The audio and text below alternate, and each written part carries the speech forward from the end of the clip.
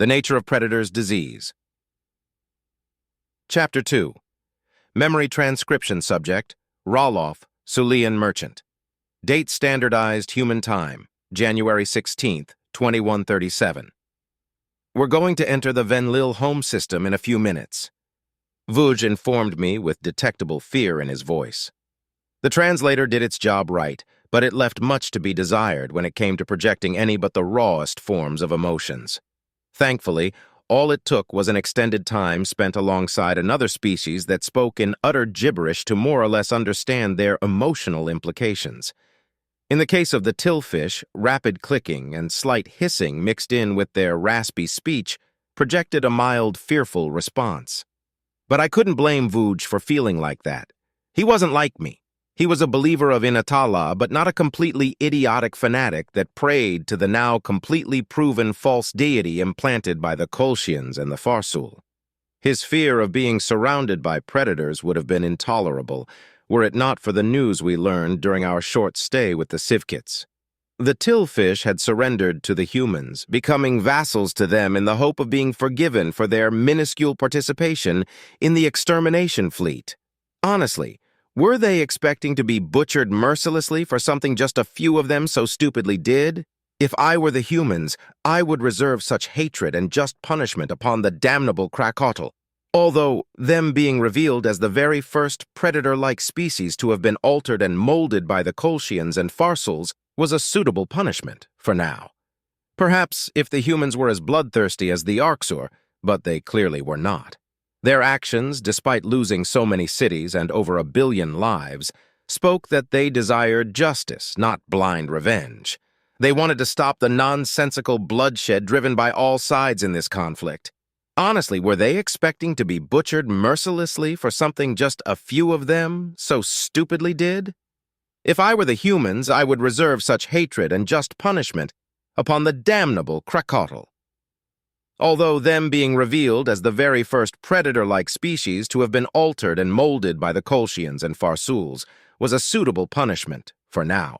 Perhaps if the humans were as bloodthirsty as the Arksur, but they clearly were not. Their actions, despite losing so many cities and over 1 billion lives, spoke that they desired justice, not blind revenge. They wanted to stop the nonsensical bloodshed driven by all sides in this conflict. And they accuse me of suffering from predator disease when the Kolshians didn't hesitate to bomb the world of the Maziks and putting dozens more under martial law? Thank you, Vuj. Remember, you don't have to fear them. Your people surrendered to the humans. You're just a merchant, not a threat to them, I explained, hoping it would calm my friend's nerves. It did not. Perhaps I should have stayed with the Sivkits. I don't think I'll be ready to face the humans on my own, he confessed. Don't worry. I'll be with you. Besides, we're going to Venlil Prime, not Earth. There will be more Venlil and other refugees than humans. Who knows? Maybe you'll get to see other tillfish. I mused over my own words. Perhaps I'll see another Sulian or an Iftali. I wasn't looking forward to see either of them. Cowards, all of them, for embracing the Federation's lies. Dropping out of FTL was nauseating for me, so I knew before the actual alarm clocked in that we were about to drop. It took a split second, and then real space was visible again. All was quiet for 5 seconds before my station received a hail. I opened the channel to reveal a projection of a Venlil operating from the other end. Unauthorized ship, you've entered Venlil space unannounced. What is your purpose here? Comply or be detained. The Venlil spoke with a certainty that struck me as odd. Since when did the cowardly, skittish, soft Venlil speak with such strength and conviction? Had the interaction with humanity changed them so much already, or was there something more at play? Either way, it was a most fascinating development, and a welcome one. This is Shuttle V99KL00. My name is Roloff, and my sole companion is my friend, a tillfish by the name of Vuj. We stole this shuttle and have escaped Federation space. We seek refuge, I replied serenely and to the point. Being a merchant was more than being good with numbers or hauling cargo. Lying and honesty were sides of the same coin, and one had to know when to use flowery fake speech and when to be direct and sincere. Noted. Move to the following coordinates and await further instructions. Deviate in any way and you shall be considered hostile entities. Am I clear? Clear as pristine waterfalls, I replied before cutting the connection and receiving the data package. That was easy enough. For you, maybe. I nearly buckled and I was only listening, Vuj replied, resting tiredly on his seat. It always amazes me how you can be so calm all the time, Ralov. What's your secret? Patience and empathy, my friend, I replied. And while technically true, it wasn't a complete lie either. What I need right now is something edible. I'm starving, and the rations taste like crap. Venlil fruit is always tasty, at least, Vuj commented, mandibles chittering with anticipation. On that, my friend, we can agree. I've grown tired of these stale rations. I flew the rest of the way to a station in high orbit over the beautiful homeworld of the Venlil. Despite being tidally locked, it was a sight to behold. We waited for a few moments until we were ordered to dock with the station, and only then we were allowed to take our meager belongings and disembark. Green Pines know I need a bath after such a long, stale journey. When the doors opened, my first thought was about seeing my first human up close. Instead, I was greeted by a couple of Venlil, a Krakatl, and a Zerulean wearing protective suits for decontamination procedures. Oh, joy, those are always fun. Stand still and wait for decontamination, the Krakatl ordered, before we were dosed with a foamy, misty white liquid that smelled of nothing and was uncomfortable upon my fur. I endured this torture for several moments and couldn't help but notice the 4 cleansers staring at my injured side. All done? A gift from an incompetent exterminator, I said, surprising them. Vuj was shaking a little, no doubt enjoying his cleansing as much as I enjoyed mine. May we proceed? We are tired and hungry. Oh, of course, here are your credentials and here is your ticket for your ship, the Zerulean said, offering us the 3 pieces of plastic. I took one, passed it to Vuj, and took the other credential for myself, but ignored the ticket. Sir, keep it. Do with it as you must. Maybe it will serve you in some way. We stole that shuttle. All we have is here. I pointed at our saddlebags. Vuj wiggled his rear a little. I smiled. He looked so ridiculous doing so. In that case, welcome to Venlil Prime. If you wish to go planetside, visit the Office of Permits, a Venlil announced. What about the humans? Vuj asked. Where are they? They're around all over the station, so don't be too afraid when seeing one, okay? They wear their masks for our sake, so you won't be too frightened, the Krakatl informed us. If you need help with anything, ask any staff personnel. Thank you, I said, and turned away, walking down the large, pristine hallways with Vuj beside me. I was surprised. Not a single warning about them being dangerous. Not a single sniveling comment? No sign of outright nervousness or fear? What in the world was going on? Fascinating. What is it? Vu asked, lightly turning his head to the side so he could see me. Didn't you notice? I asked, amused. They showed no fear. Then that means the theory of them being stupid enough to not realize they're slaves is rotten fruit, yes? Again, I was surprised. Was that relief I detected, or was it joy? Does that finally convinces you that we made the right decision by seeking refuge here, Vuj? I asked, trying to minimize my smugness. I failed. Yeah, you were right, bastard. I'm not going to buddy up with a human just yet, but I guess I cannot be afraid of them. I was about to say something when we turned around a corner to reveal a more active and bustling area. To my joy, I saw 2 humans walking in the same lane as us and approaching quickly. They were slightly taller than I was, but watching them move, balancing in their 2 legs in a manner similar yet so different to that of the Kolshians, Zeruleans, Gojids, or Harchins was hypnotic. There was no sway or wobbling. Their steps were firm, precise, and flowed like water. Then, something unexpected happened. I couldn't see their faces thanks to those ugly, obstructing masks, but I could see the rest of their body language. The smooth flow was broken by a sudden halt. Oh, sweet pines. I could feel their powerful, forward-facing eyes staring at me through their masks.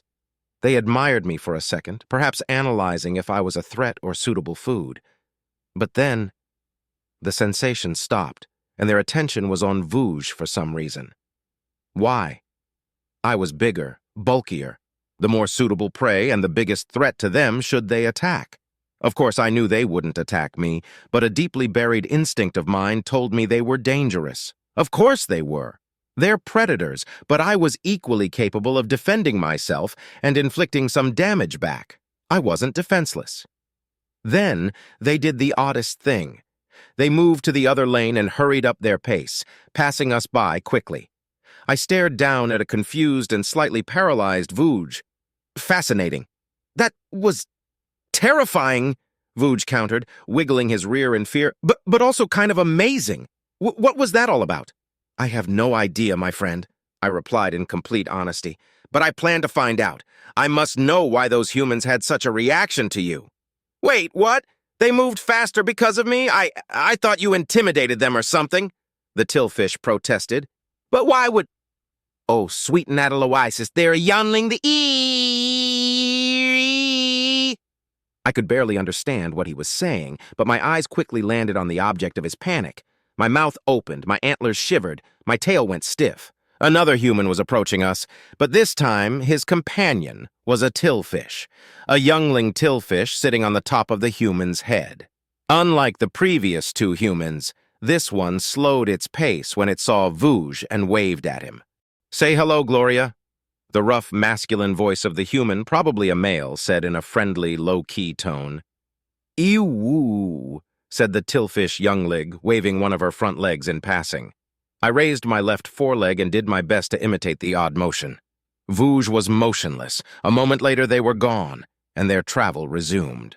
I stood there, unable to comprehend what I had just witnessed. A fire erupted inside me, not the familiar embers of rage. Oh no. This was an unfamiliar warmth, a comforting one, a demanding one. I need to learn more about the humans, Vuj. She's safe. The youngling is safe. We tillfish are their vassals, their allies. She's safe. He didn't hear me. I had to leave Vuj behind in our provisional quarters so he could rest from the experience. Me? I needed more interactions. I needed to know more about the humans as soon as possible. I asked an officer where the highest number of humans could be found, and I headed there without hesitation.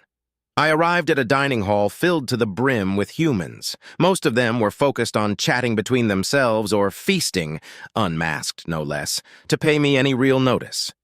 I spied on their plates finding their food rather disappointing. Greens, vegetables, fruits, and pieces of other things that smelled and looked weird but that were clearly not meat.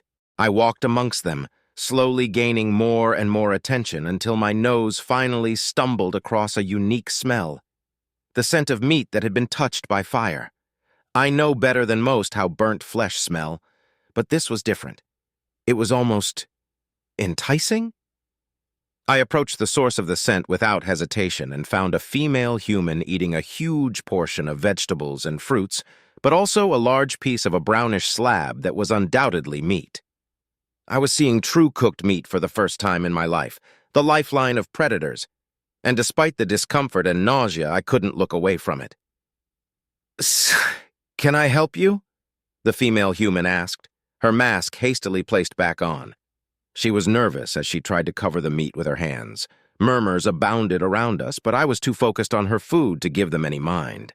Please, I started, my voice quivering, shaking in anticipation. Remove your mask.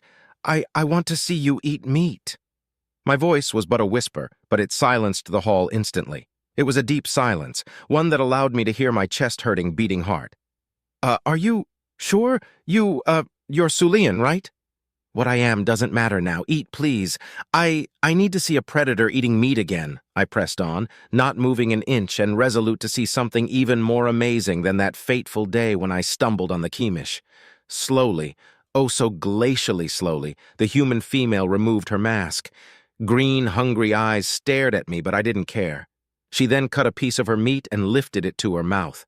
She opened it wide, showing me her white teeth, a front row of smooth, slicing teeth, a set of tiny fangs, and molars similar to my own, but more compact and smaller. Her lips closed, her mouth shut, and she began to chew.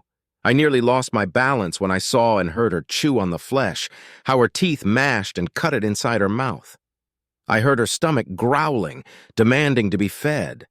For all the flowery prose and good intentions, the humans desperately showed to the rest of the galaxy they couldn't betray their stomachs. It was such a beautiful thing to witness. Nature at play, No stupid, manipulative, absolute imperatives of the Federation. No barbaric slaughter brought by the Arksur. This was simple and true. A predator that fed because it needed to eat. Nothing more. Where was the evil in that? I saw nothing but beauty in each chew, in every movement she made. I swallowed hard as I began to imagine what she tasted on that meat. Was it sweet or salty, sour or bland, hard or soft, rich or lacking, bitter or delicious? What does meat taste like, I asked myself, and I swallowed again. I looked into the green, confused eyes of the human just as she gulped down her meat. I did my best impression of their smile. She flinched, and a few gasps rasped against my ears. I ignored their reactions. Can I try it too? The next seconds passed like a blur. I don't know precisely what happened, but by the time I could regain my senses, the human was holding a small chunk of her precious meat in front of my open mouth. I leaned forth, bit down, and chewed. An answer was delivered upon me. It was revolting, disgusting, atrocious. It was the most delicious thing I've ever tasted. The end.